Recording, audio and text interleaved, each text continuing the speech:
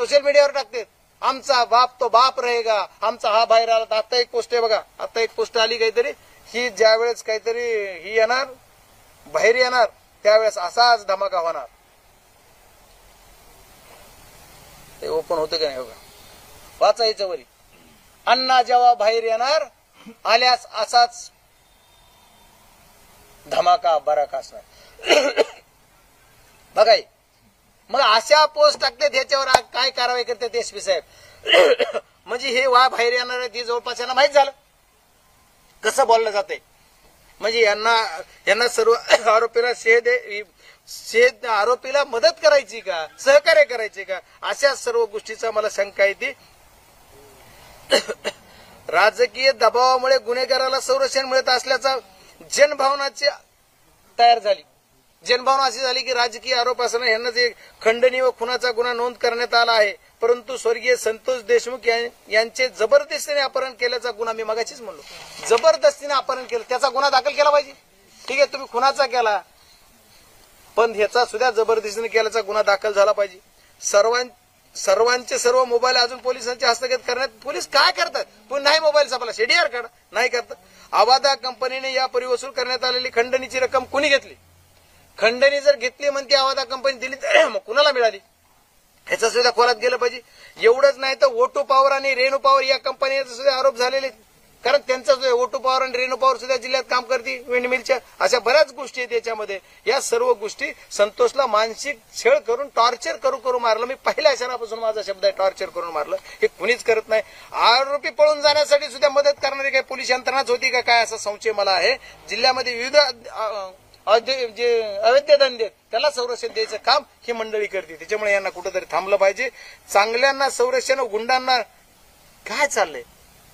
गुंडांना संरक्षण, चांगल्याला सोडून देताय, धरताय, अशी परिस्थिती झाली. यामुळे जिल्ह्यातील कुटुंब, इतर कुटुंब सुद्धा भयभीत आहेत. या सर्व गोष्टी करताना आपल्याला सुद्धा या कुटुंबाला रक्षण करण्याची जबाबदारी शासनाने घेतली पाहिजे आणि या कुटुंबाचं संरक्षण झालं पाहिजे. सरकारी वकील नेमला पाहिजे. अशा बऱ्याच मागण्या आहेत. आणि माझं म्हणणं आता संक्षिप्त सांगतो, एकच म्हणणं आहे की या जी मोका लागला पाहिजे, जो खंडणीतला आरोप याचा गुन्हा जिथून सुरुवात झाला, संबंध महाराष्ट्राला मी सर्व हिस्ट्री सांगितलेली आहे, पोलीस यंत्रणा सांगितली, माझे गृहमंत्री आणि मुख्यमंत्र्यांना सुद्धा माझी विनंती आहे, तुम्ही सुद्धा सर्व ऐका. हा घटनाक्रम मी फक्त 28 पासून पुढचा नेलाय, त्याच्या अगोदर तर लय काही आहे. आणखी मला पण भरपूर काही सगळं काही सांगायला. हा घटनाक्रमाची फक्त संतोष देशमुख यांच्या हत्येपुरता विषय आज मी बोलतोय. आणखी भरपूर काही आहे. पण या सर्व गोष्टींना मागणी की संतोष देशमुख यांच्या आत्म्याला शांती मिळाली पाहिजे. याच्यासाठी त्यांना फाशी झाली पाहिजे.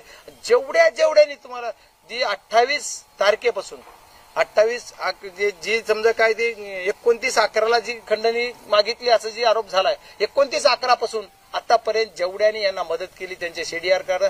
आरोपीला पळून जाण्यासाठी एक डॉक्टर कुटुंबीय, त्यांची मिसेस काहीतरी शासकीय वकील आहेत असं कळतंय मला, पण त्याच्यातले एवढे डिटेल माहित नाही. मग असं जर असेल तर ते कुटुंब त्यांना मदत करत नाही, त्यांना नोटीसवर सोडून देतात. यांना सुद्धा याच्यात घेतलं पाहिजे मोक्यामध्ये.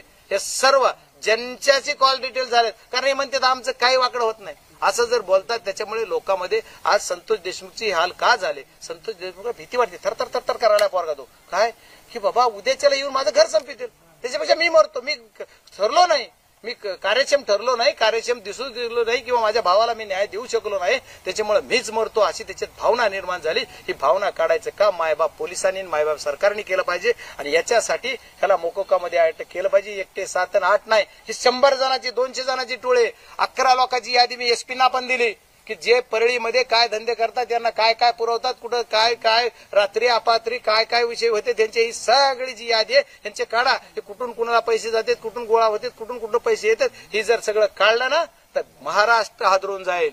आता ही लय आम्ही गोड गोड चालतंय, आणखी जर लय पुढे गेलं तर आणखी भरपूर काय विषय निघतात. फक्त या ज्या सीआयडीने जेवढ्या लोकांना तपासलंय त्यांना पैसे हे का पाठवले, ती हे कोण आहे हे एवढंच महाराष्ट्राला कळलं पाहिजे. ही एक माझी मागणी आहे. आणि खंडणीखोर आरोपी मोकोकामध्ये आला पाहिजे. आणि आज संतोष देशमुखने आंदोलन केले, तो एकटा नाही, त्याचं गाव त्याच्या बरोबर आहे. लोकसभा सदस्य म्हणून मी सुद्धा त्याच्यासोबत आहे. आम्ही सर्व समाज बांधवातले, सर्व समाजाचे, सर्व जातीपाताचे सर्व लोक आम्ही त्याच्याबरोबर न्यायासाठी आहोत आणि त्याला न्याय मिळवून देण्यासाठी त्या आरोपींना फाशी होऊन मोक्यामध्ये सर्व संशयित आल्याशिवाय आम्ही शांत बसणार नाही. मुख्यमंत्री महोदयांनी सुद्धा आमची विनंती आहे की संयमानं आम्ही जसं घेतो तसं संयमानं चालू द्या, नाही तर ही वेळ आणू नका. आज आमच्या संतोष अण्णा देशमुख यांची हत्या झाली, आज धनंजय देशमुख टाकीवर गेला, उद्याच्याला